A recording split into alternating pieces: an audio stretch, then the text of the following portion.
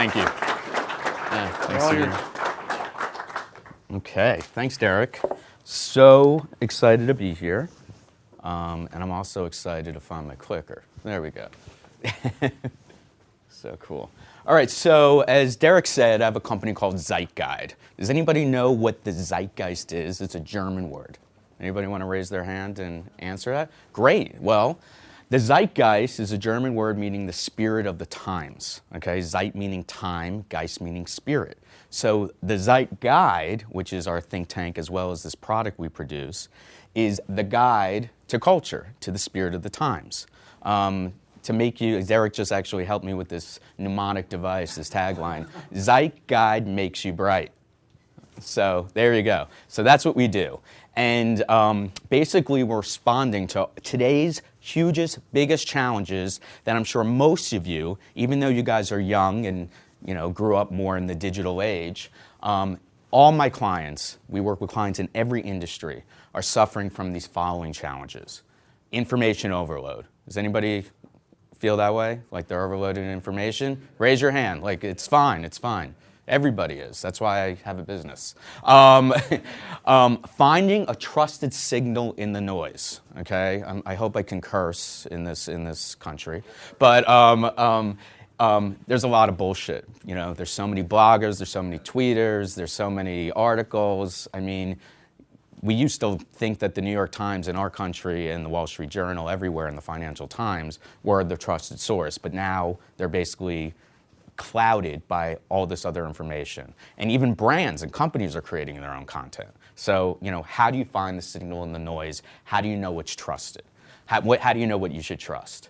And then every day there's a new disruptive force and competitor. You had Facebook, then you had Twitter, and then you have Instagram, and now there's Snapchat. I mean, who could keep up?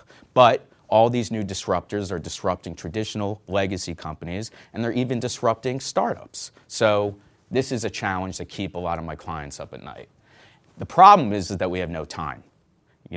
Very little time to keep up, and things are moving faster and faster. So those are all the pain points that we as a company solve. And this is how we do it. All day long, and I'll show you this slide that basically an artist illustrated that represents ZEITGUIDE.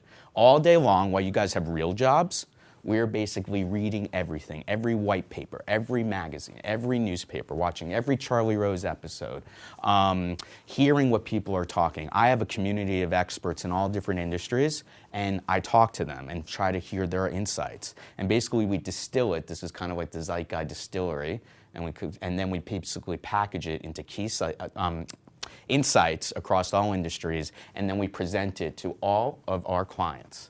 Now, this represents, obviously, the old school monopoly man, the old school business guy. And he is following the yellow brick road.